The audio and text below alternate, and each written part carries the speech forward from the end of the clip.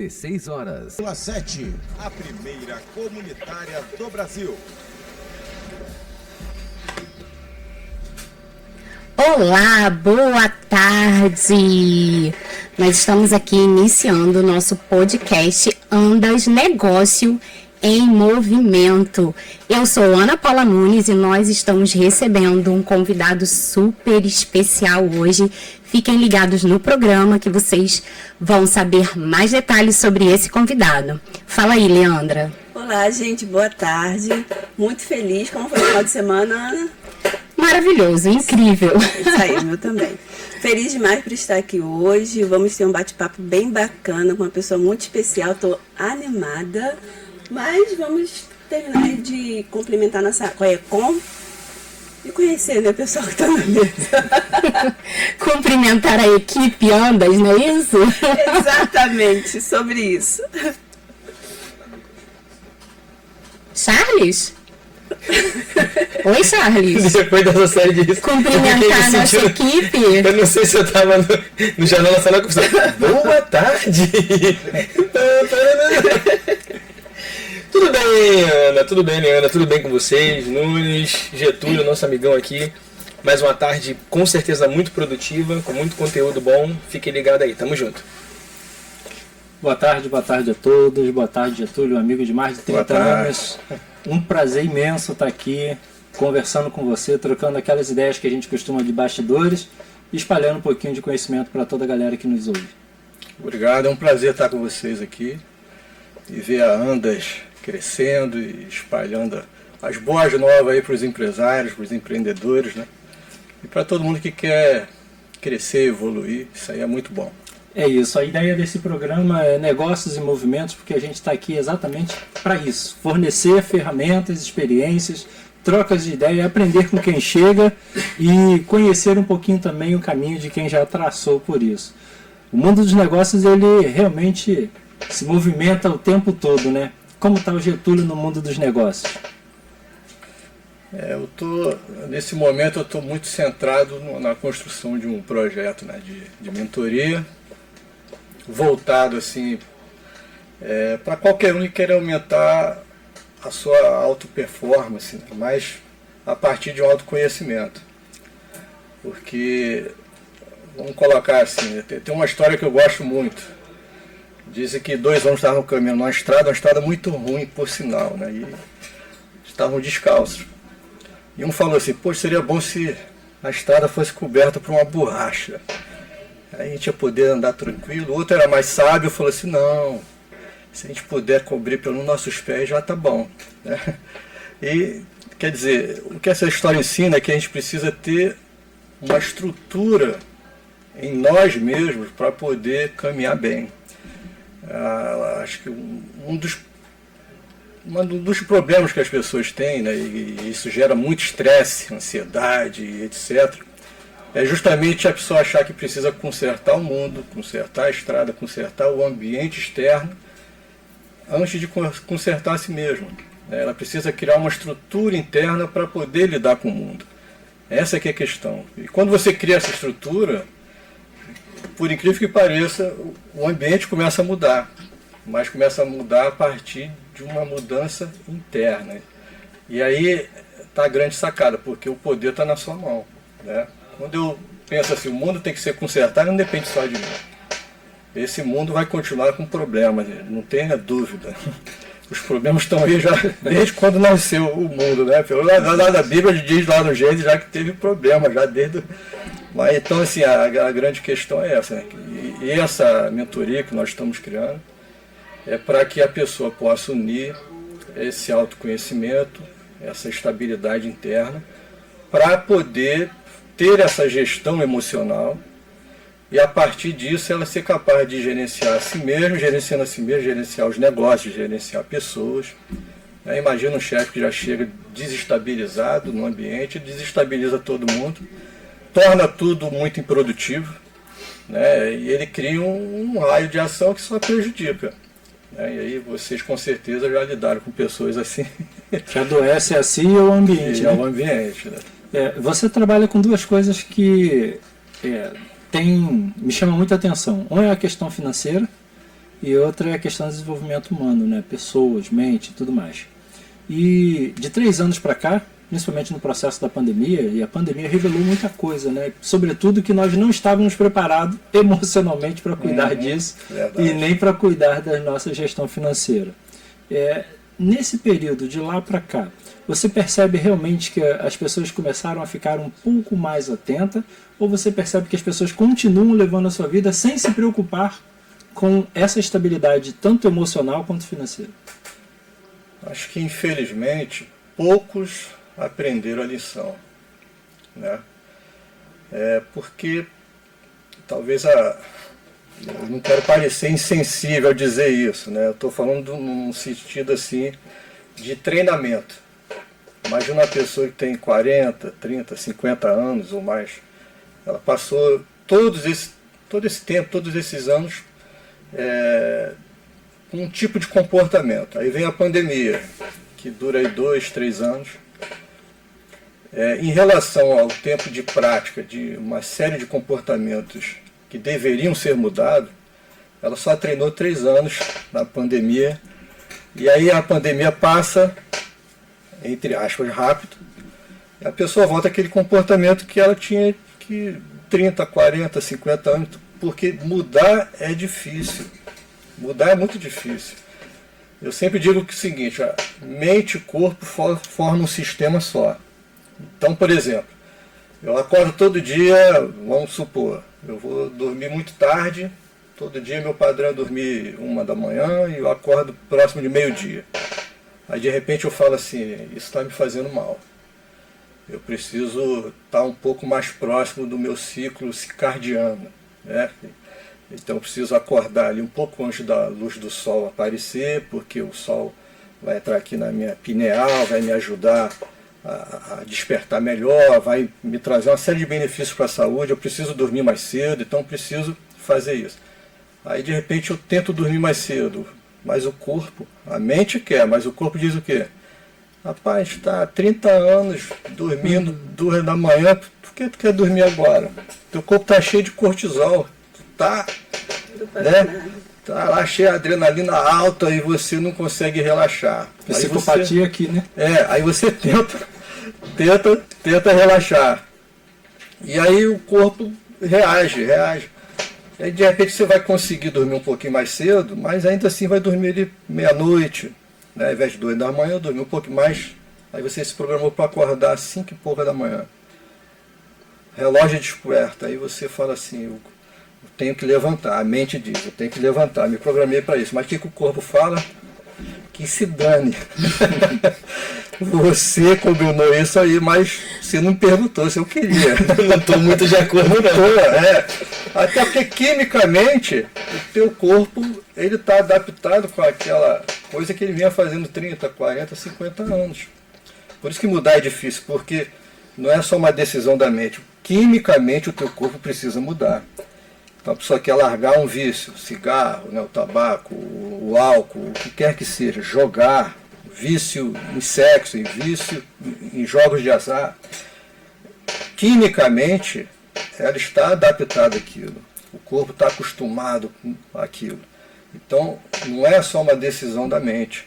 Leva-se tempo. É preciso muita disciplina, muita vontade. Para quê? Para que quimicamente você também possa mudar, para que o seu corpo e sua mente possam estar integrados num sentido mais positivo agora. Eu costumo dizer que a mesma mente que adoece é também a mente que cura. Mas nem sempre é só a mente que cura, né? Ela precisa ser bombardeada pela mudança do corpo, né? Exatamente. E da mesma forma que a sua mente influencia o seu corpo influencia a sua mente. E as pessoas acham assim, que quando você diz assim, olha, se você mudar o seu pensamento, a sua forma de pensar, isso vai começar a melhorar a sua saúde, a pessoa acha que isso não é verdade porque ela imagina que o pensamento é uma coisa muito abstrata. Mas na verdade, é a partir do pensamento que começam a acontecer reações químicas na gente. A gente não está pensando em comida, pelo menos eu não estou nesse momento, não sei vocês. Também não.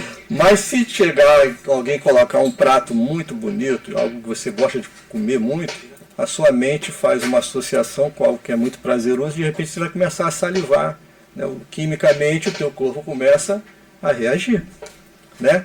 Por que tem tantas pessoas viciadas em pornografia? Porque a mente produz uma série de reações que modificam o corpo. E o cara sente um prazer com algo que está só na imaginação dele. De repente ele está lá no celular vendo um monte de coisa, e se ele olhar atrás não tem nada. Está só na mente. Né? Então você precisa sempre de um esforço, uma disciplina para que as duas coisas caminhem numa direção construtiva, positiva. Isso me faz muito lembrar uma ideia de um filósofo indiano que ele fala muito a respeito do medo e da fobia, né?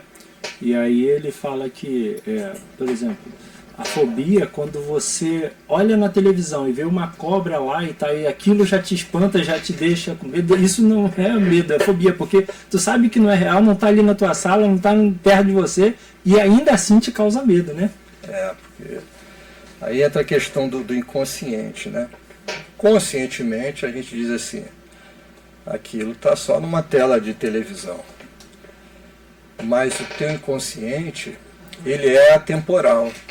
Então se a pessoa teve uma experiência muito ruim, que ela perdeu um parente que foi picado por uma cobra, ou ela foi picada e passou muito sufoco, quase morreu, ela às vezes vai olhar aquilo e o inconsciente diz perigo, perigo, perigo, dispara adrenalina, dispara uma série de substâncias químicas que vai deixar o coração acelerado e a pessoa diz assim, mas está só na tela, mas o inconsciente diz, não quero saber, porque para ele é presente. Tudo é presente, não existe essa ideia de passado, futuro. É atemporal que você fala. Ele é atemporal, o inconsciente ele é atemporal.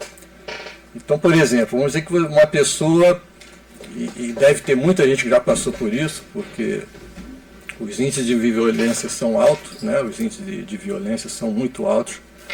Então, provavelmente alguém que está nos ouvindo já passou por uma situação em que foi assaltada. Aí a pessoa foi assaltada de repente na rua da casa dela. Aí chega um dia que ela está descendo a rua, uma rua semelhante à rua dela, não é a mesma rua, é uma rua semelhante, é uma rua que tem uma configuração parecida, mas ela está numa outra cidade, uma cidade que talvez ninguém fale nem de violência, é algo que, assim, que passa longe daquele ambiente, mas o inconsciente identifica e fala assim, isso é muito semelhante àquela situação em que você foi assaltado daquela vez. E aí a pessoa começa a sentir o coração acelerar, a respiração começa a ficar ofegante, e ela às vezes pensa, estou tendo um ataque cardíaco, estou passando mal. E aí essa preocupação faz com que ela tenha um disparo ainda maior. E aí ela de repente começa a ter um ataque de pânico, por algo que está apenas no inconsciente dela e ela não consegue achar as razões. Vai parar num hospital e quando faz o exame, não tem nada de errado fisicamente com você. Vai procurar um psiquiatra, um psicólogo, um terapeuta, que tem alguma outra coisa aí. Então é assim que o inconsciente trabalha. Ele é muito poderoso. Por isso que a gente vai falar, se der tempo, um pouco da importância realmente da gente reprogramar o nosso subconsciente. Como é que a gente faz isso? E essa demanda dessa reprogramação, ela passa exatamente também na mudança do hábito, né?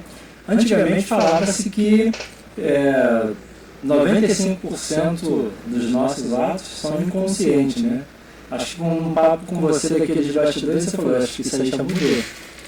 Hoje em dia se diz que houve uma época que falava assim, o consciente equivale a mais ou menos 10%, o inconsciente a 90%. Então o pessoal sempre usou muito a imagem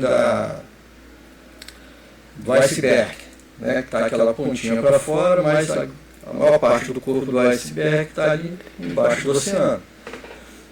Então o consciente seria aquela pontinha externa que a gente está vendo. E aí chegou um momento que começava a falar, não, é 10%.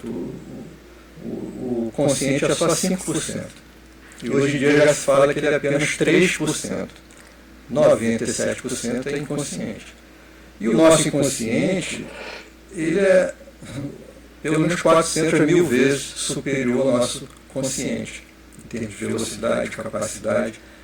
E então a gente está aqui conscientemente, eu vejo o Charles, vejo o Márcio, né, vejo a Leandra, a Ana, né? Hoje eu falei muito com a Leandra. Então, assim, o meu consciente está observando vocês, mas ele tem uma limitação muito grande, porque eu preciso olhar, preciso pensar no que eu estou falando, preciso manter uma certa coerência com o que eu estou, com a pergunta, né, com aquilo que eu comecei para concluir, mas o inconsciente, ele está observando os detalhes da parede, das cores, da temperatura, do tom de voz de cada um, né, dos perfumes, dos cheiros que estão aqui. E isso fica registrado em milhares de coisas realmente. Então a capacidade dele é muito maior. E aí, eu sempre digo, se você brigar entre consciente e consciente, o inconsciente sempre vai vencer. E é por isso que, conscientemente, as pessoas, por exemplo, já trazendo para o nosso tema, elas querem ganhar mais dinheiro. Mas, inconscientemente, elas rejeitam. Então, por exemplo, uma pessoa diz assim, você fala, você gostaria de ganhar mais dinheiro? Ah, sim. Eu nem gosto de perguntar se gostaria de ser rico. Tem gente que fala, não, ser rico não, porque ela já pensa assim, o rico é alguém que é muito invejado, o rico perde as amizades, o rico é alguém que é muito explorador, o rico... Então tem uma imagem muito negativa da pessoa rica. Mas se quer dinheiro? Quero. Mas não quer ser rico. Já começa uma certa contradição. Você já começou a criar uma limitação para você.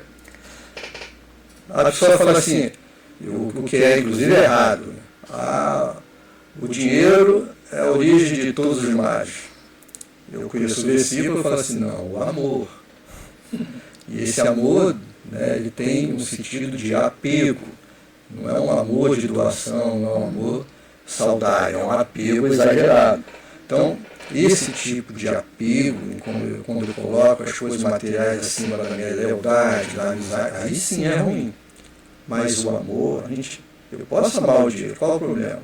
Amar enquanto algo que é bom, benéfico, saudável, algo que eu lutei, que eu conquistei, que eu criei, e é um prêmio que eu mereço receber. É uma visão diferente, né? Então, e aí entra uma questão que a gente estava no subconsciente aqui, quando a gente fala assim, às vezes eu pergunto para a pessoa, o que você aprendeu sobre o dinheiro?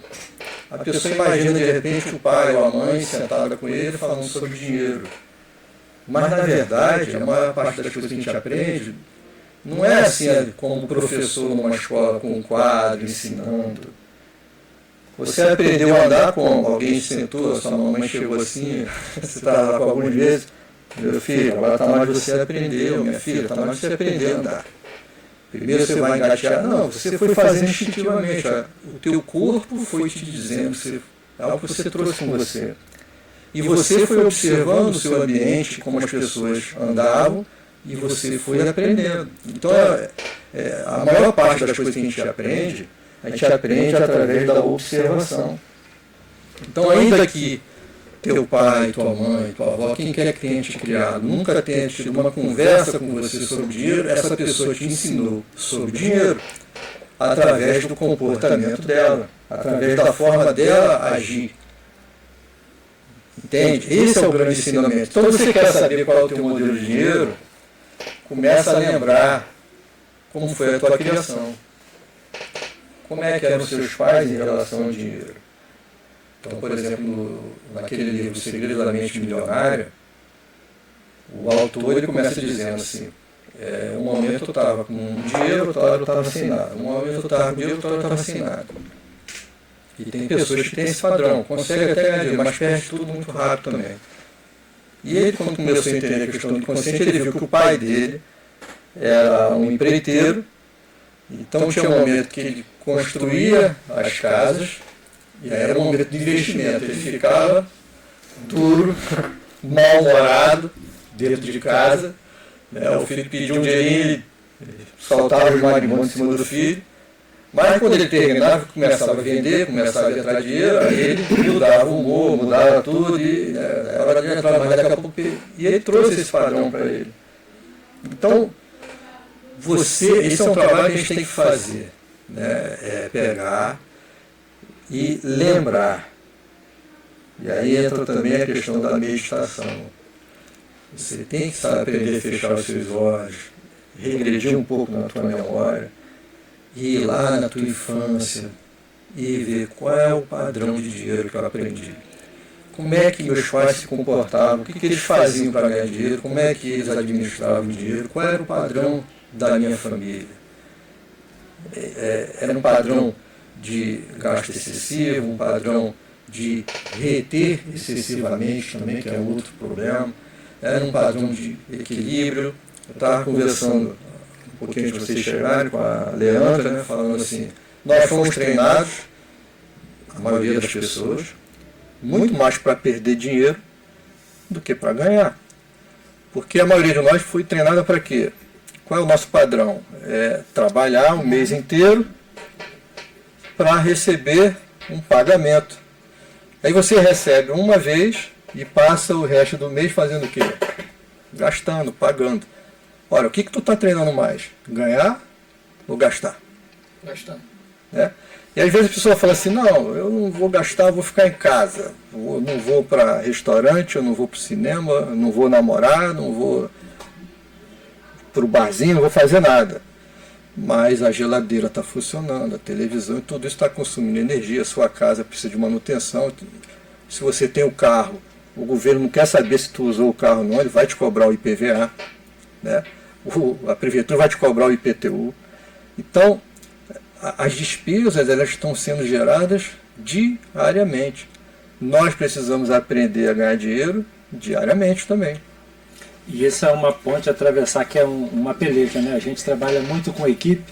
Esses dias o Charles tem reclamado muito, né? Sobretudo do interior, né? O interiorano ele é muito focado nisso, né? Naquele trabalho que ele recebe lá no final do mês e tal. E a gente conversando bastante, a gente fez alguns desafios para algumas pessoas que falaram assim, se tivesse pelo menos um fixo. Aí a gente fez alguns desafios, né? Tudo bem, a gente dá o fixo, mas você precisa produzir X. Aí o cara já não quer, mesmo que o fixo seja aquilo que ele falou antes, porque a gente colocou um aditivozinho que precisaria de um esforço para ele ganhar aquele. Ele quer o fixo, né, o carteira assinada, mas sem nenhum comprometimento da parte dele. E aí você vê tantas pessoas improdutivas, né, no dia a dia. Exatamente. Porque está tão visceral, né, no inconsciente a questão de eu fico 30 dias e recebo em um. Eu só tenho que me preocupar com aquele dia que eu tenho que receber. E se você atrasa um pouquinho só, você já vê, né, o burburinho e todo mundo. E essa é uma das crenças que dificultam demais a prosperidade, que é o que? Eu preciso de segurança. A segurança é uma das maiores ilusões que existe.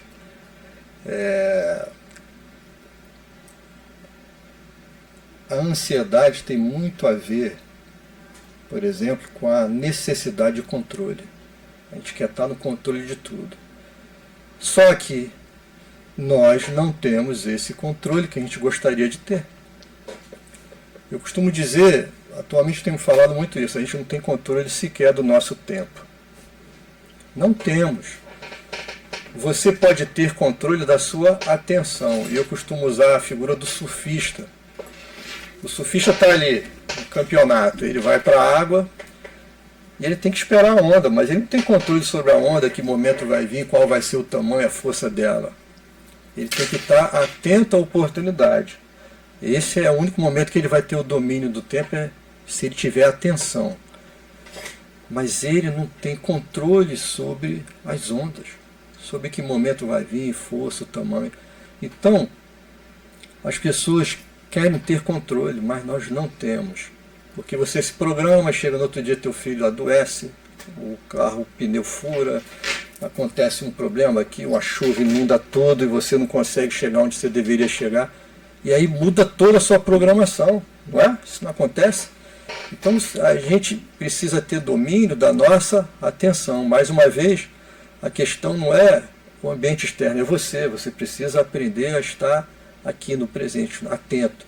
E aí a questão da segurança é uma ilusão, porque as pessoas falam assim, eu trabalho o mês todo, mas eu tenho aquele dinheirinho certinho no final do mês. Isso não tem nada de errado.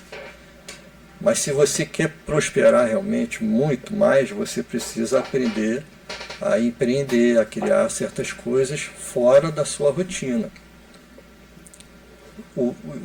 Vocês trabalham muito com a parte de vendas, ensino muito sobre isso, instruo muitas pessoas sobre isso. O vendedor ele vai para a rua e não sabe se vai ter muito sucesso ou não nas vendas. Então, as pessoas, quando analisa as características da personalidade das pessoas que têm sucesso com vendas, são pessoas que têm resiliência. Eles não contam quantos não eles receberam, eles só consideram sim. Então ele fala assim, eu preciso 10 vendas. Eu vou bater na porta até conseguir fazer essas 10 vendas pelo menos. Tem dia que ele vai bater em 50 portas e vai conseguir fechar as 10. Tem dia que ele vai ter que bater em 100, mas ele, desde o momento que ele bateu a meta, ele sai feliz. Não importa se hoje eu preciso bater em 100 ao invés de 50, mas eu bati minha meta. Então, por quê? Ele sabe lidar com a insegurança. É interessante quando você falou da segurança, que naquele livro Pai Rico, Pai Pobre, né, que eu acabei de ler de novo pela segunda vez, eu sou apaixonado por esse livro. Robert Kiyosaki. Ele fala justamente sobre isso, né, que a maior dificuldade das pessoas ganharem dinheiro é o medo de perder. Porque eles querem ter o controle de uma coisa que eles não têm. E mesmo quando eles acham que têm o controle, na verdade eles não têm o controle, né? Que mesmo o seu dinheiro estando parado, ele na verdade ele não está valorizando, ele está desvalorizando. Porque as demais coisas vão encarecendo e o seu dinheiro perde o poder de compra. Ele falou assim, então você não tem esse controle realmente. Verdade.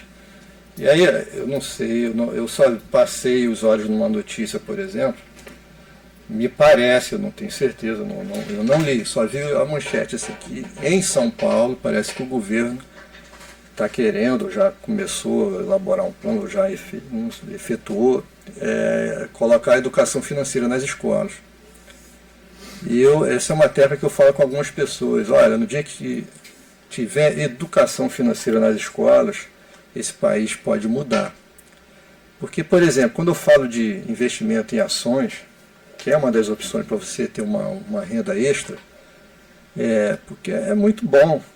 Né? Você pode ser sócio da Texaco, da Petrobras, do Banco do Brasil, do Banco Itaú, você pode ser sócio da Vale, você pode ser sócio de empresas maravilhosas, em que vai ter gente quebrando a cabeça, ralando para produzir dinheiro e você colhe lá os dividendos depois.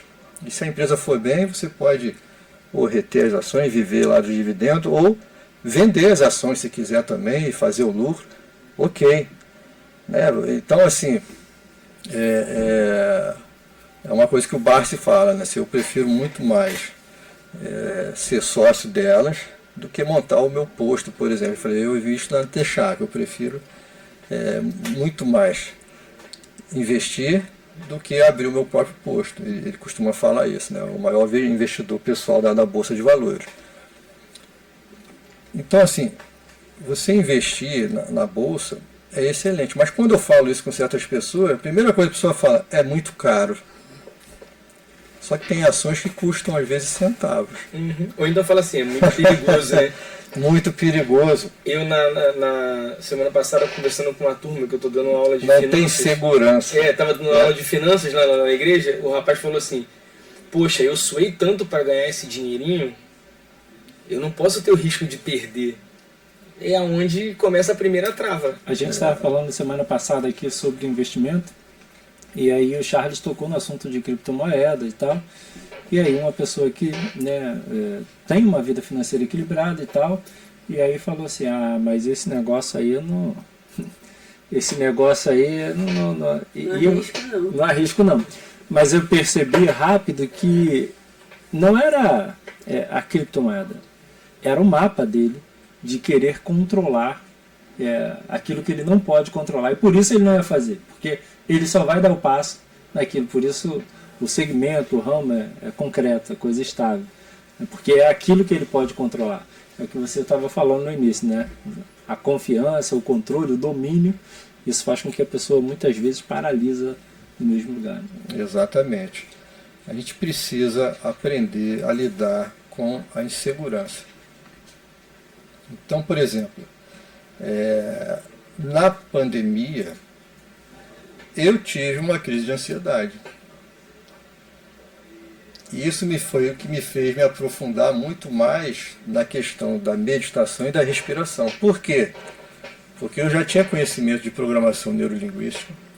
Então, mas eu percebi que a mente tem uma certa limitação.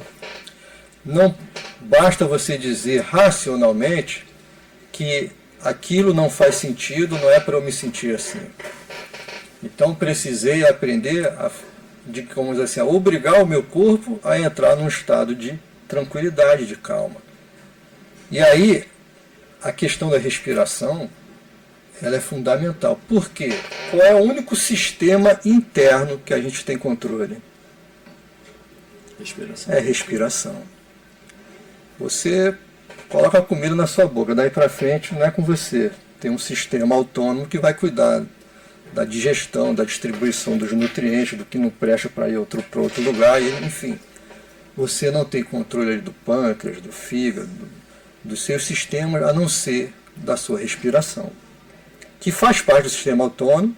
Você dorme e você não precisa ficar lembrando de respirar. Mas, quando nós estamos aqui, como agora, conscientes, a gente pode dizer assim, eu vou respirar mais lento, ou mais devagar, né, ou mais rápido e tal. E aí, nesse sentido, é que eu me aprofundei muito nessa questão, né, da meditação, da respiração, e foi onde eu vi a importância e como isso pode integrar o teu sistema e como isso tem feito falta às pessoas. Naturalmente, faz falta também nos sistemas corporativos, porque o nível de estresse dentro de uma empresa é muito alto. Você gerenciar pessoas não é fácil. Você lidar com uma série de tributos, com o sistema tributário brasileiro que é hipercomplexo, não é fácil. Eu costumo dizer que o teu primeiro inimigo, quando você vai empreender no Brasil, é o próprio governo. Por quê? Você já começa com uma tributação muito alta, né? Em Singapura, o governo te dá 2 anos para você começar a pagar imposto. Porque ele diz assim, eu quero que a tua empresa, o Márcio, dê certo. Charles, eu quero que vocês deem certo. Leandro, eu quero que você dê certo. Ana, eu quero que sua empresa tem que dar certo. Porque no momento que ela der certo, eu vou começar a cobrar imposto de forma progressiva. Sim. Até chegar ao teto. Porque quando você dá certo, você gera emprego. Você traz uma série de benefícios para o país. Então, por exemplo, quando você tem empresas falindo, é ruim para todo mundo. É péssimo.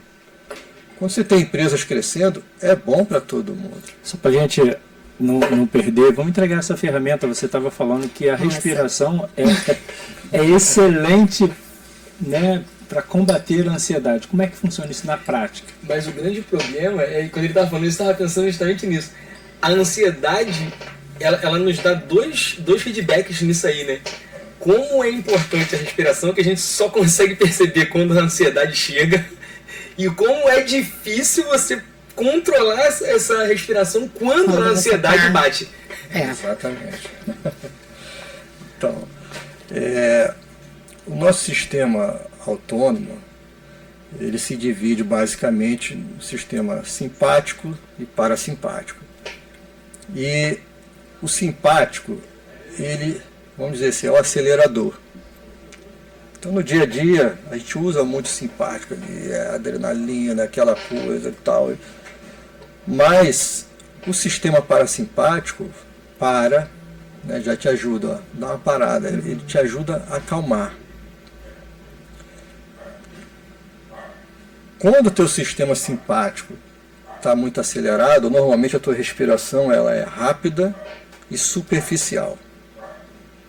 Então é a parte superior do peito e aquela respiração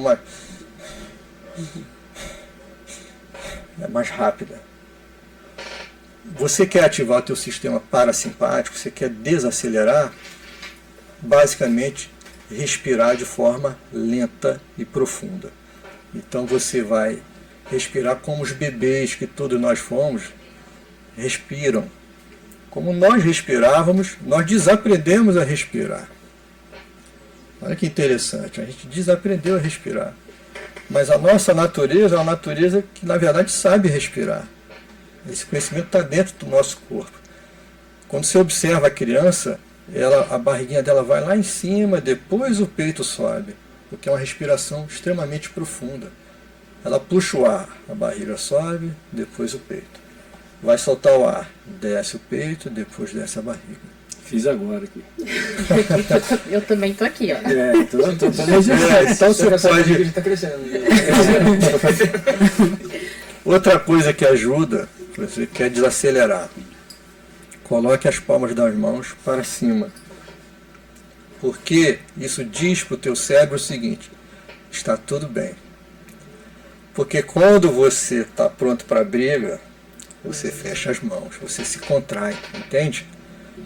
Naturalmente, quando estou assim, ó, eu estou dando uma mensagem para o meu cérebro. Quando eu faço isso aqui, coloco as mãos para cima, eu abro Ninguém quer brigar as mãos. assim. Ninguém está Ninguém nervoso quer assim. brigar Né? desse jeito. Ninguém está nervoso assim. Exatamente. Então, você colocou as mãos. De repente você está no meio de uma crise, o coração está acelerado, você está querendo respirar rápido. Mas você colocou a mão, já é o primeiro passo. Algo está dizendo para o teu cérebro assim: ei, não está tão ruim assim não. Calma, não existe tanto perigo assim. Aí você começa forçando mesmo um pouco. Né? Puxando o ar, subindo a barriga, depois o peito.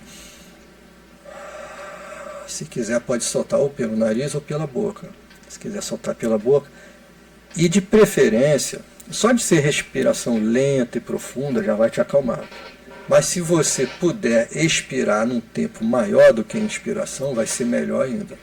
Então vamos dizer que eu puxo o ar em 7 segundos, né? Uma contagem mental de 1, 2, 3, 4, 5, 6, 7, estou puxando o ar. E solto em 9. 1, 2, 3. Começa a fazer essa contagem mentalmente. Isso vai me trazer calma. O sistema parasimpático ele vai tomando conta e você começa a ter tranquilidade.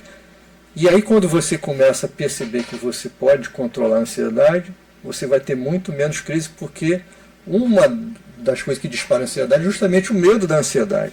E quando você percebe que você tem como controlá-la, você vai ter menos medo, vai ter menos disparos. E cada vez que você tem medo, você dispara adrenalina. E é o excesso de adrenalina que faz muitas vezes o teu cardíaco ficar acelerado quando você quer descansar, quando você quer se acalmar.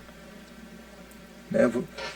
Aí entra um outro problema também que está acontecendo muito, inclusive com as crianças. A gente nunca teve tanto caso de criança com depressão, ansiedade, obesidade. Hoje você vê, um dia desse eu estava vendo, acho que foi lá no sul, no Rio Grande do Sul, uma sala inteira de crianças teve uma crise de ansiedade. Tiveram que levar as crianças para o hospital, aquela coisa. Então, assim, isso não se via no nosso tempo, né, Márcio? Lá a gente é garota ainda. Exatamente. Mas não se via, essas coisas era algo que a gente não via, porque a nossa brincadeira era na rua, então a gente fazia exercício. Naturalmente a gente jogava bola, a gente corria atrás de pipa, aquela coisa assim, da rua, subir árvore, vamos caminhar, tudo, a gente andava muito. Carro era coisa rara a gente ver. Alguém com carro na vizinhança.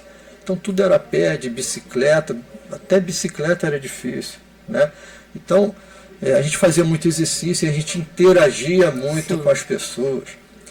Então uma das substâncias de prazer é a ocitocina, mas a ocitocina como é que tu estimula ela? Contato físico, uma massagem, o sexo, um abraço.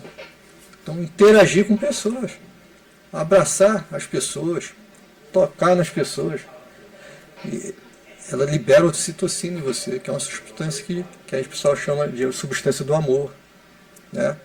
A mulher, por exemplo, quando tem a criança nasceu, ela tem uma elevação de ocitocina do corpo dela, que é para não rejeitar a criança, que é para cuidar, para se dedicar o máximo possível.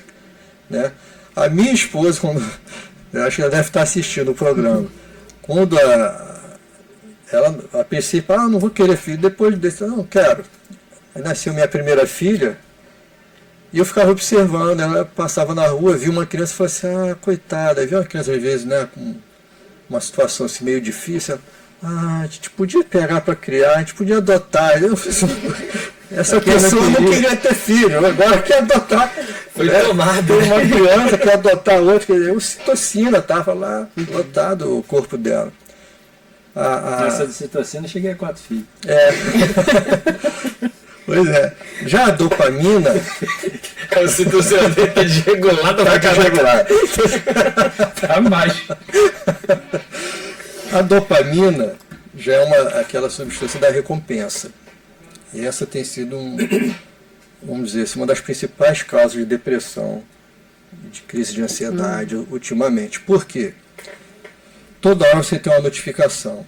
E olha só que interessante, a dopamina, você produz muito mais ela quando você sabe que vai ter uma recompensa, mas você não sabe qual é. Tipo caça-níquel. Você vai jogar, tem aquela expectativa de uma recompensa, mas qual vai ser? Qual vai ser o tamanho do prêmio? Né?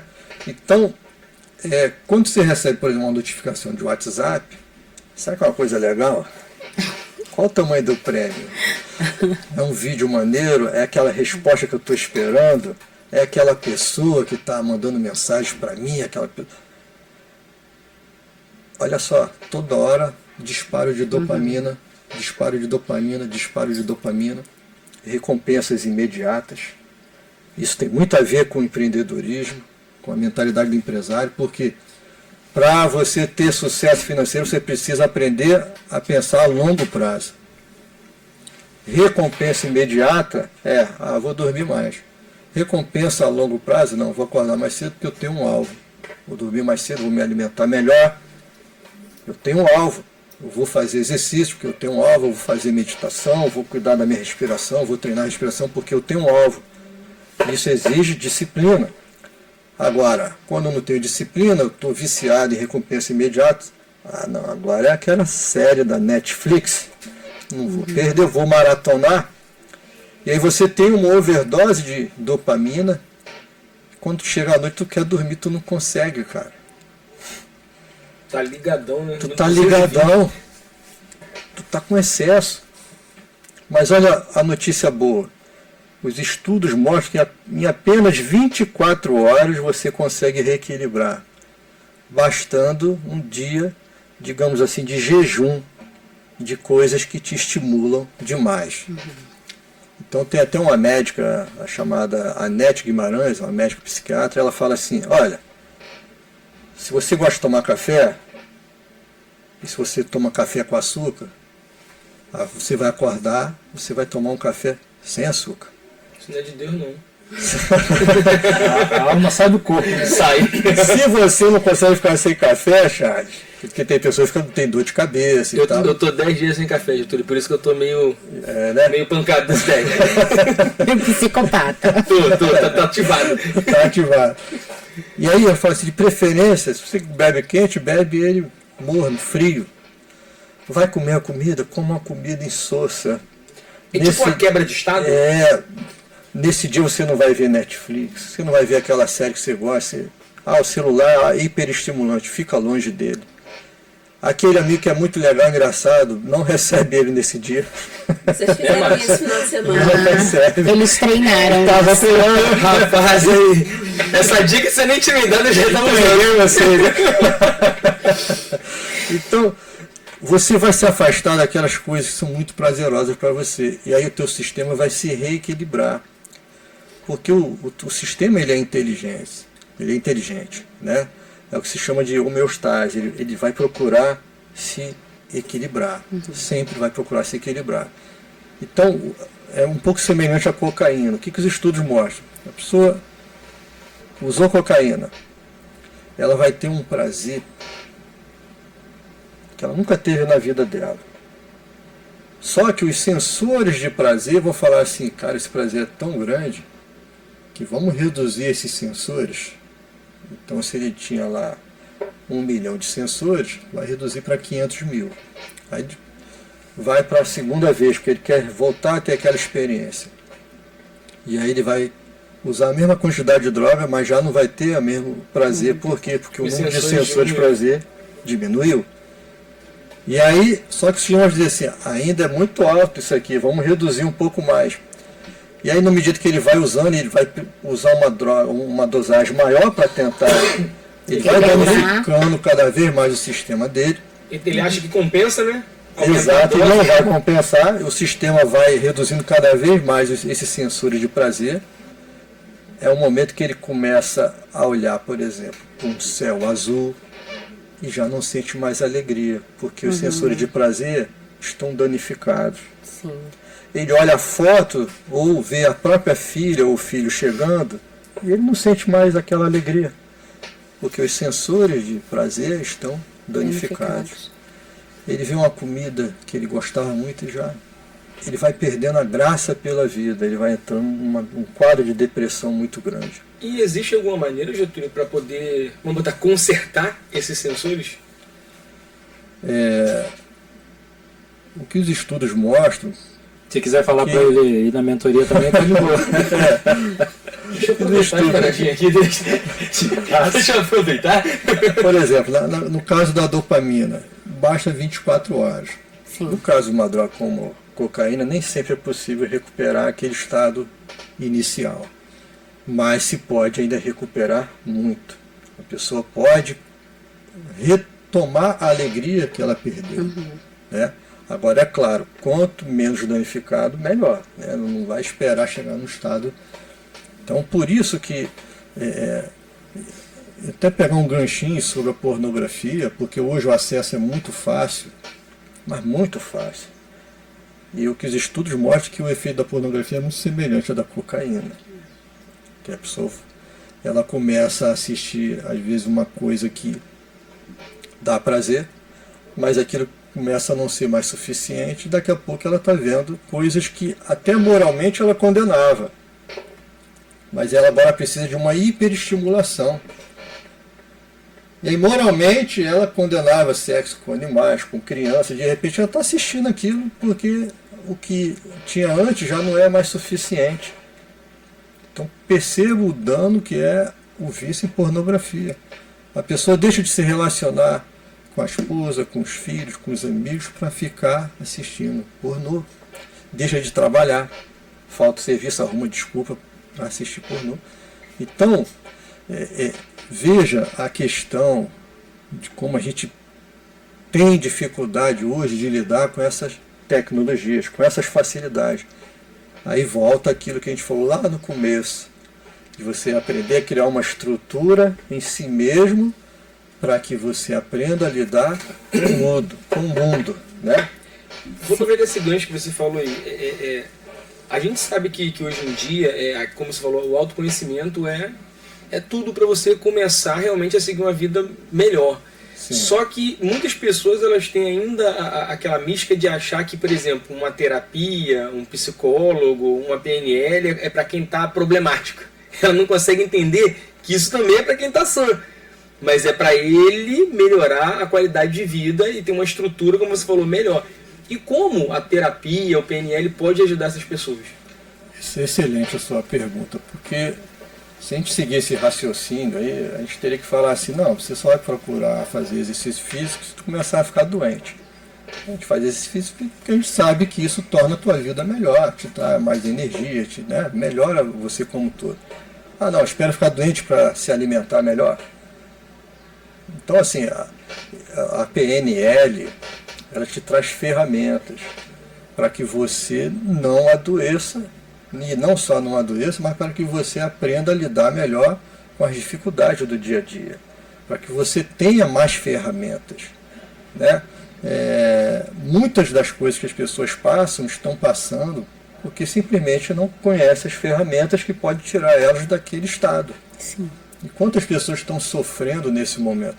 A ONU diz que até 2030 o maior problema que vai assolar a humanidade vai ser a depressão. Então, se você não conhecer essas ferramentas, se você não conhecer a tua própria mente, E aí eu costumo dizer, você não é a sua mente, você não é o seu corpo, você é o observador. Porque quando você pensa sobre aquilo, eu penso sobre é porque eu não sou.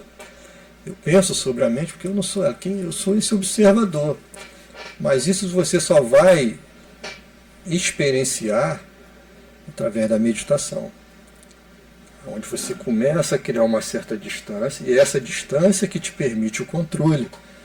Porque nós deveríamos controlar a nossa mente assim como a gente controla nossas mãos.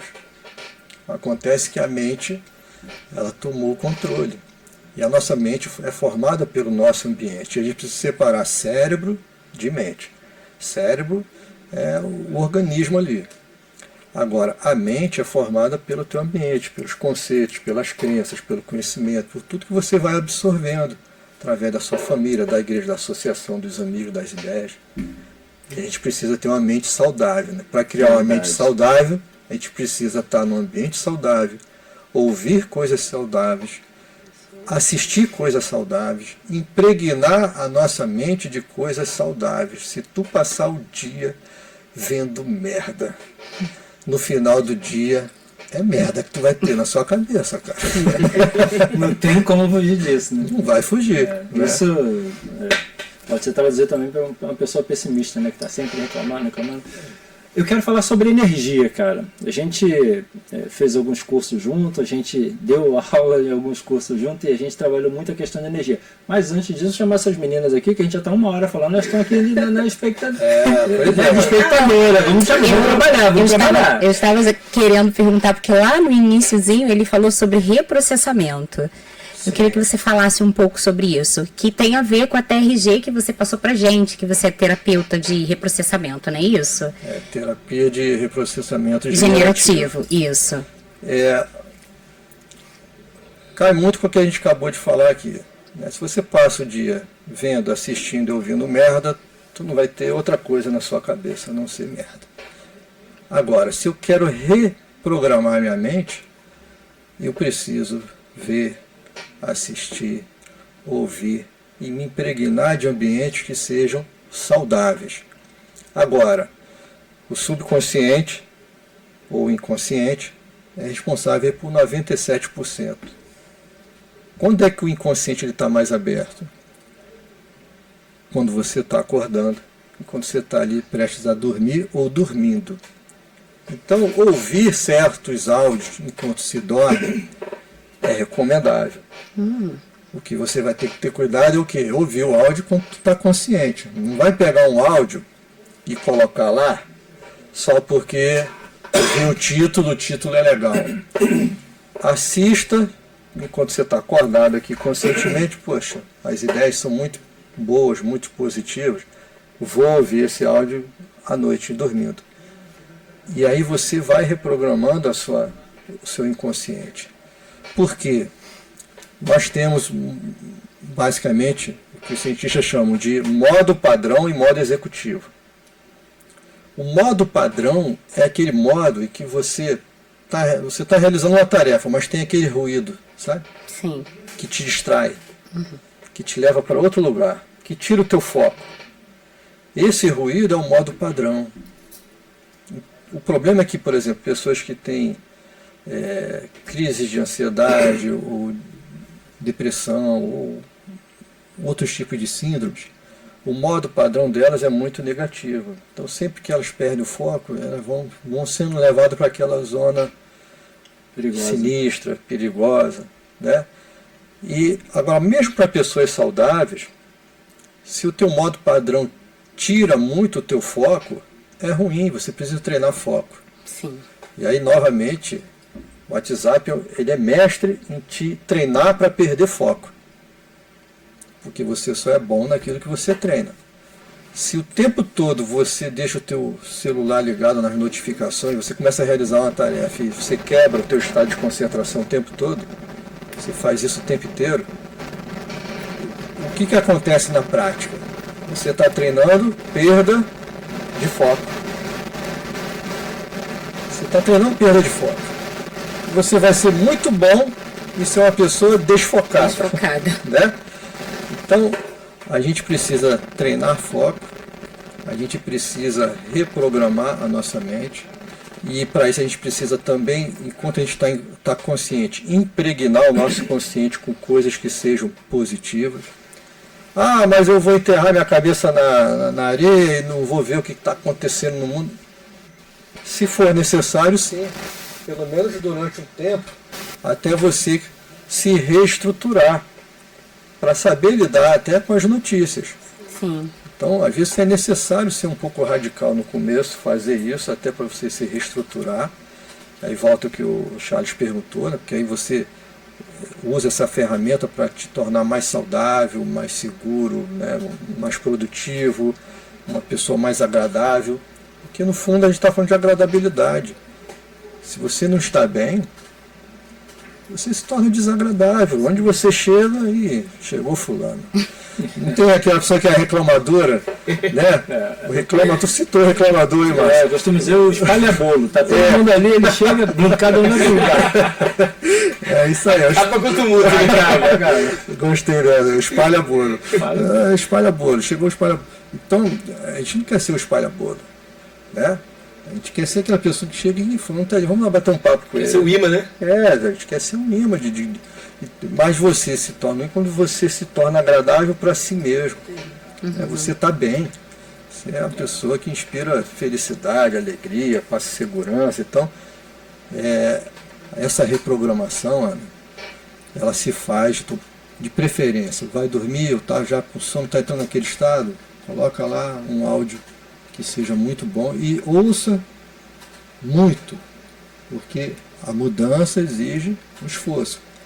Porque, volta o que a gente falou lá no começo, se você tem 30 anos, você está 30 anos numa programação. Como é que tu muda uma programação de 30 anos? Você leva um tempinho.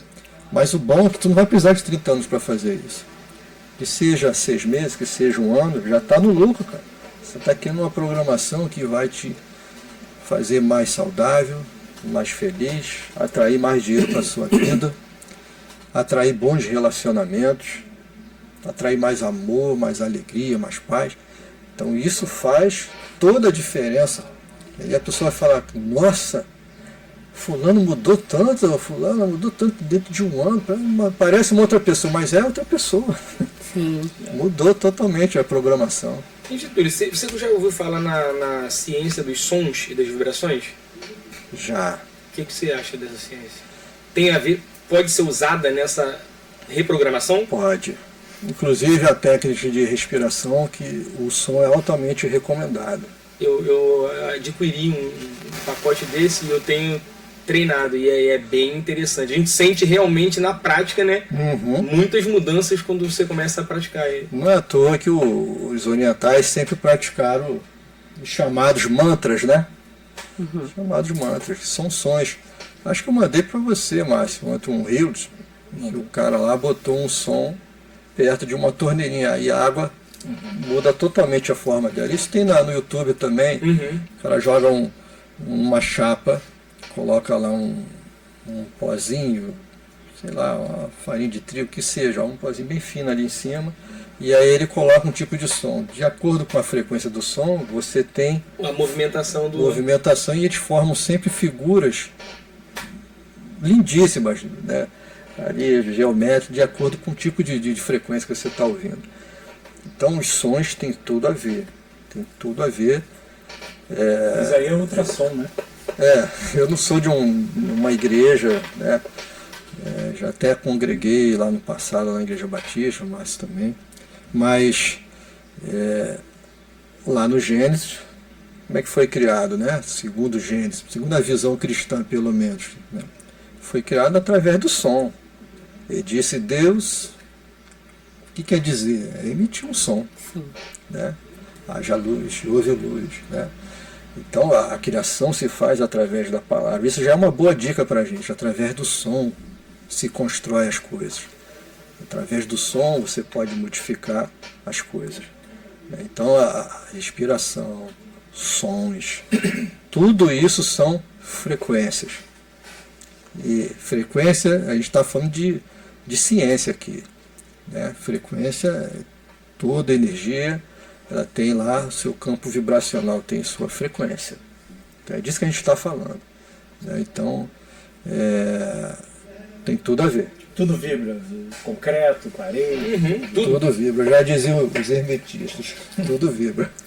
Márcio, é interessante que o Getúlio estava falando, que a gente estava batendo um papo antes de você chegar, e eu vou observando ele falar aqui na questão de mudança de hábito. Hoje as pessoas elas querem rapidez em tudo, né? Até nessa questão de mudar o hábito. Existem esses desafios que as pessoas fazem, desafio de 3 semanas, 21 dias. E quando a pessoa ela começa a fazer, se propõe a fazer esse desafio, entra nesse propósito de 21 dias e não consegue mudar o hábito, isso tem a ver com ciência ou é porque a pessoa não se empenhou? Ou não tem a ver essa questão do tempo? Tem que ser mesmo com essa constância? Porque você falou com muita responsabilidade sobre, não é de um dia para o outro, né? Pode demorar 6 meses, 1 ano. Então quebra um pouco isso, essa questão de determinar 21 dias para poder mudar o hábito. É uma questão excelente, porque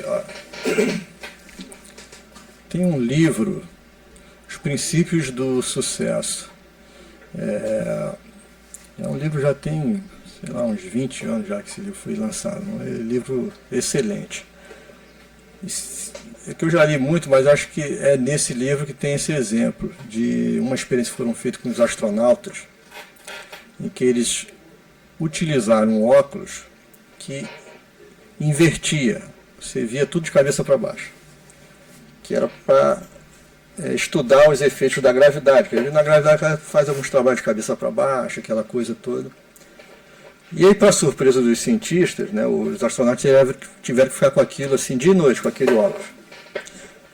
Para surpresa dos cientistas, se eu não me engano, acho que foi em torno de 21 dias ou 28 dias, o cérebro da gente, o cérebro deles se adaptou, então eles começaram a ver tudo normal novamente, mesmo com óculos. Porque segundo a ciência, na verdade, a gente vê as coisas invertidas, né, no momento que a gente capta, mas o nosso cérebro inverte. Então, vamos dizer, ele fez a inversão da inversão. Uhum. Ele fez o que era para ser natural, né? E por conta disso, começou a se dizer que em torno de 28 dias é o suficiente para você mudar atualmente o teu cérebro. Em geral, sim. Aí entra essa questão sua. Em geral, sim. Em torno de 4 semanas é o suficiente. Mas por que às vezes as pessoas voltam às práticas antigas, comportamento, por causa do ambiente? Então, às vezes, a pessoa volta para o mesmo lugar. Você precisa, muitas vezes, mudar de ambiente. E aí você precisa aprender, às vezes, a dizer não. Sabe aquele colega da infância que parece não ter saído do lugar? Ele continua lá na 5ª série, na 6ª série ainda, e você já fez o doutorado e o cara está lá, né, de forma figurativa que eu estou falando aqui, evidentemente. Às vezes você precisa mudar de ambiente. Então, por exemplo, aqui, eu pensei inclusive isso antes de vir para cá. Eu falei assim, a Andas Consultoria é um ambiente bom para se estar. Por quê? Porque vocês estão sempre fazendo treinamento, estão sempre lidando com empresários, com equipes de venda, equipes de empreendedores e pessoas que querem montar negócio, pessoas que estão com dificuldade, precisam reestruturar a empresa. Então você é o tempo todo obrigado a refletir sobre prosperidade, sobre progresso, sobre como melhorar a sua vida, como melhorar a sua empresa, como melhorar o ambiente. Você tem que refletir sobre isso o tempo todo. Então o ambiente, ele é fundamental. Se você quer mudar, aí, por exemplo, a pessoa quer entrar numa boa universidade. Procura a tua tribo. Qual é a tribo que você tem que estar? Daquela galera que quer fazer concurso, irmão. Quero passar no concurso público. Vai para um cursinho. Não é pelo cursinho só, é pelo ambiente, porque lá tu vai encontrar colegas que estão na mesma pegada que você. Se juntar aquela turminha do preguiçoso, ferrou. Agora, eu vou pro curso sozinho, mas no meu dia a dia eu volto, meus colegas que me acompanham no meu dia a dia, ninguém quer estudar, não quer nada. Eu não vou conseguir, cara, eu não vou progredir. E isso acontece também, Getúlio, quando você falou mais ou menos em torno de 4 semanas é possível. Mas também depende da quantidade de tempo que você coloca dentro dessas 4 semanas, né? Porque não adianta eu pensar em 4 semanas se eu só tiro 2 horinhas no dia para tentar mudar o hábito. Bem observado, porque no caso dos astronautas, eles ficavam com óculos 24 horas por dia. Né? Então, a intensidade também conta. Né? E é isso, gente. Nessa brincadeira, nós já estamos aqui, o quê? 1h e... Nem teve intervalo. Já pode marcar mais 3 podcasts com ele, gente. Acho que ainda tem mais uma pergunta para fazer ainda. É bacana porque a gente conversa com várias pessoas, né? E a gente sempre fica muito feliz toda vez que o nosso convidado tem um total domínio daquilo que ele faz. Da mesma forma que a gente fica extremamente preocupado quando o entrevistado não sabe absolutamente nada do que ele faz e pior ainda, quando ele faz para viver, né? E está levando outras pessoas com ele, porque a gente sabe que ele está em passos largos em relação a um abismo por falta de ferramenta, de preparo, de condição. Então o tempo passou muito rápido, a gente não viu exatamente. A gente costuma fazer um intervalo com 40 minutos, né? A gente nem fez, João nem chamou a gente no intervalo. O João tá curtindo ali também. Vou botar a culpa no João. O Barcão leva a culpa, o Barcão estava pro estagiário. O João nem piscava de vez, assim, continua que tá bom. Cara, é bom demais conversar com você. A gente teve uma experiência muito bacana, né? Você falou sobre meditação algumas vezes aqui, eu vejo a tua preocupação. E eu lembro que minha primeira relação com a meditação veio, né, da convivência com você, né, eu te observando e tal. E uma vez eu consegui, né? E foi a primeira vez que eu falei assim, cara, eu meditei de verdade. Porque, como o Getúlio falou, a gente vem de raiz evangélica e toda vez que você fecha o olho, você faz para orar, você faz para falar, você faz para conversar. E é difícil você não fazer isso quando você está 30 anos fazendo desta forma, né? E a meditação, ela requer, né, um silêncio. Atenção plena. Ela requer um domínio, né, da mente, ela requer você sair um pouquinho, esvaziar, de si, esvaziar a mente para você... E foi o ápice quando, né, numa meditação guiada, você comentou, você está escutando o barulho da rua, do carro e tal, agora você está escutando o barulho dos pássaros, agora o barulho da rua não está mais, apenas o barulho do pássaro. E você consegue, você domina isso, você anula tudo que está à tua volta, todos os penduricalhos, né, do dia a dia, e aí você consegue desmembrar tudo aquilo, né? E ter clareza sobre a própria vida, né? E ter clareza sobre si mesmo. E não pesar, a tua mente não está trabalhando naquele momento. Porque você foi limpando ao ponto de agora você está ouvindo apenas os pássaros, o som da água. Mas não tinha água, não tinha cachoeira, não tinha.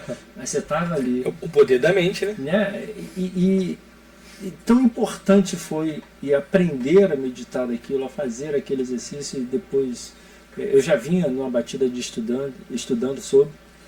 E 2016 foi pra gente um marco, né? Final de 2015, início de 2016 foi um marco muito grande do lugar que a gente estava, da chuva que a gente presenciou, né?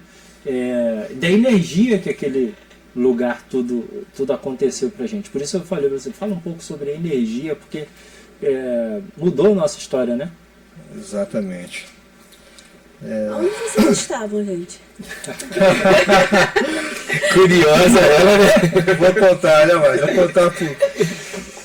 A gente estava passando um momento muito difícil. E foi interessante porque o Márcio me chamou. E foi mais ou menos assim, só para dar uma ideia. Eu preciso da sua ajuda aqui. Eu falei assim, eu não tenho como ajudar, porque eu tô assim, eu tô pior talvez. E era assim no sentido financeiro mesmo. Porque nós já ganhamos muito dinheiro junto, eu e Márcio. E, né, teve um momento na nossa vida que ganhou muito dinheiro. E teve um momento, mas a gente não entendia muito essa questão da programação, de como é que faz isso. E aí naquele momento a gente estava num momento difícil. E a gente ali no Pacaembu, né, Márcio? Isso. Tava lá debaixo da Tinha nem aquelas marquise. casas todas.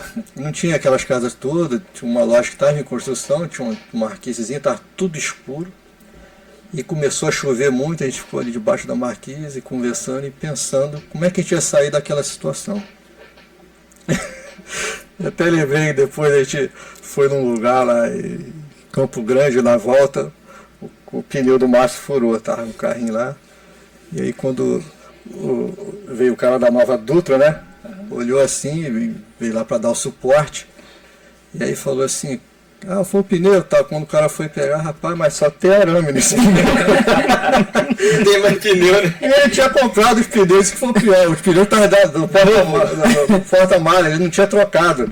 Aí eu falei, rapaz, tu tá com os pneus aqui, cara. Aí, mas enfim, a gente passou por esse momento. E recentemente a gente esteve lá. E quando não foi uma coisa programada. Quando a gente percebeu, a gente estava no mesmo lugar, só que agora funciona, tem uma padaria, uma farmácia, tem lá um barzinho. E a gente falou assim, vamos comer alguma coisa. E quando a gente percebeu, caramba, mas foi aqui que a gente teve 2016. Eu falei assim, sem querer, Márcio, a gente está ressignificando as coisas. Porque hoje o nosso estado de saúde, nosso estado financeiro, nosso estado psicológico é totalmente diferente. E com a perspectiva de melhorar cada vez mais, com muito mais consciência, né? Então, em 2016 a gente estava numa situação, mas uma coisa a gente tinha fé, e a gente falou assim, a gente vai mudar isso aí, cara. Nós vamos mudar isso aí. Então, se alguém estiver ouvindo a gente, sempre tem, e outros vão vir, né? Porque tem esse lado bom, fica lá no YouTube, outras pessoas vão assistir depois. Ter fé, não estou falando no sentido religioso, mas no sentido da fé, simplesmente. Ter fé é muito importante. Traçar uma meta e se inspirar, porque tem muita coisa ruim aí, mas tem muita coisa boa. É questão de escolher onde você quer focar. Porque hoje eu falo assim, eu consigo conviver com os maiores mentes desse mundo. Isso é um privilégio que a tecnologia me trouxe. Eu posso ouvir Tony Robbins, eu posso ouvir Bob Proctor, eu posso ouvir pessoas excelentes, pessoas maravilhosas. E eu faço isso, eu assinei o YouTube Premium, para não ter que ser interrompido por celular. E é uma taxinha de R$20 por mês. Mas vale muito a pena, porque eu consigo fazer os downloads, mesmo que eu esteja sem sinal, eu consigo assistir os vídeos. Então, assim, porque é como se eu estivesse criando meu próprio ambiente. Então, eu baixei um vídeo bom, fiz o download, eu estou assistindo. Sim. Sabe? Tudo isso agrega para sua vida, né? Tudo está agregando. E aí, no acumulado de um ano, imagina você fazer um pouquinho disso todo dia. Todo dia Que é o que você falou sobre o reprocessamento. De uma certa forma. Você forma. vai massificando o teu consciente e o teu inconsciente com coisas positivas, coisas boas, coisas que progredem. E é muito importante que nesse processo de reprogramação, se você tem uma vivência, um trauma, alguma coisa que foi muito forte, e por mais que se passe o ano, a mente ela lembra com aquela mesma intensidade no passado. Então, se você quer reprogramar essas coisas boas, você tem que criar pontos e marcos, né, que sejam festivos e felizes, para que daqui para frente, quando buscar a memória, seja algo impactante neste momento. E como o inconsciente ele é atemporal, Isso que eu ia falar, né? Aprendemos hoje, né? como a gente ressignificou muito, quando eu passo ali, eu só lembro, né, Da última vez. como foi bom, de como é que a gente é capaz de superar as coisas, de melhorar. Então aquilo passa a te trazer, se antes trouxe uma lembrança até agora te traz uma lembrança de alegria, de força, né? E foi bom tu tocar nisso, porque até complementando a sua pergunta, né, quando eu falei do modo padrão de pensamento, cientificamente foi provado que a melhor forma de você fazer esse modo padrão funcionar a seu favor é através da meditação. Isso é cientificamente provado. Meditar. E principalmente a meditação focada. que aí para dar a dica para quem está ouvindo a gente, o que é a meditação focada? Você escolhe um objeto e foca nele. Então, por exemplo, eu pego uma caneta e coloco na minha frente. Eu me concentro na caneta. Meu pensamento desviou, lembrei da conta de luz que eu não paguei, volta para a caneta. Lembrei meu filho na escola, volta para a caneta. Aí agora daqui a pouco os pensamentos estão passando. Ok, não vou brigar com eles. Eu percebi, simplesmente voltei. Estou olhando a caneta. Agora eu estou conseguindo me concentrar melhor na caneta. Bom, eu vou me concentrar agora na ponta da caneta. O que eu estou fazendo? Eu estou trazendo meu foco para um ponto cada vez menor. Agora eu estou olhando a ponta da caneta, eu estou olhando. Isso é treinamento de foco. E isso traz um estado de calma, de paz, que só experimentando para você saber. Isso recupera. E isso tem tudo a ver, Márcio, tem tudo a ver com produtividade. Porque se as pessoas não têm foco, né, Leandro? O trabalho que era para realizar em 1 hora, vai realizar em 4, 5, e às vezes vai ficar mal feito. Sim. Né, porque falta foco, reduz produtividade, aumenta, se você não tem foco, o risco de acidente é muito maior. Sim. Né, então, uma série de problemas você começa a enfrentar. Então, treinar foco, a meditação focada, ela te reequilibra e traz para você, faz com que esse modo padrão de pensar comece a agir a seu favor. Comece a te trazer coisas boas. E se você estiver impregnando esse inconsciente de coisas boas, é como se no automático você estivesse sempre produzindo mais saúde e mais prosperidade para você. Bacana. Gente, João já está ali cobrando a gente. Chegamos ao final, é a hora que eu falar. Já estou falando lá desde que você falou de João. Que bom demais. Andas, negócio e movimento. Tem muita coisa ainda para perguntar. A gente falou muito sobre desenvolvimento humano, pessoas e tudo mais. Eu quero conversar com você falando sobre a aplicação disso na vida da gestão, na vida do gestor especificamente, sobre liderança de equipe, como é que essas reprogramações podem funcionar, né, melhor para ele potencializar os seus colaboradores e fazer melhor planos de carreira e de negócio. A gente ainda vai trazer, né, você novamente aqui para poder continuar conversando sobre essas coisas. E assim que tiver toda montada, já está montado, né, falta agora só dizer o dia, hora e tal, que vai acontecer aquela mentoria, e vai acontecer lá no escritório da Andas, porque o Getúlio é um parceiro da Andas, né? Vai acontecer lá no escritório da Andas. Hoje já estava falando, né, com a Amanda, já estava falando, eu quero. Então, vamos aproveitar e vou jogar vocês tudo lá dentro do processo, e a gente vai começar essa mentoria que vai ser muito legal. O Getúlio já nos reunimos umas 5 vezes, talvez, para desenvolver isso com ferramentas belíssimas para a gente tratar sobre isso. Acho que vai ser muito bacana, né, e agregador, né, Getúlio? É só dizer eu quero? É isso? Só dizer eu quero, inclusive quem está ouvindo. Opa aí, aproveita aí. Eu quero agradecer muito a vocês pelo convite, agradecer aí a todos os que estiveram aqui, as pessoas que estão nos ouvindo, que vão ouvir, né? Então, muito obrigado. Para mim é um prazer estar falando assim desse assunto com vocês, algo que eu amo, né? Então, quando você tem amor pela coisa, você não está trabalhando, né? Então, Ana, obrigado, Leandra, Márcio, Charles, obrigado, João, obrigado aí. E a mentoria, o Márcio já falou um pouquinho, nós nos reunimos pelo menos 5 vezes, estamos sempre se falando aí pelo WhatsApp, dando as últimas arestas, né, aparando ali, mas é algo que vai unir muito a parte que o Márcio trabalha muito, que é essa parte de gestão empresarial e tal, e eu vou entrar muito nessa parte da gestão das emoções, através da respiração, através da meditação. Nós vamos desenvolver várias técnicas.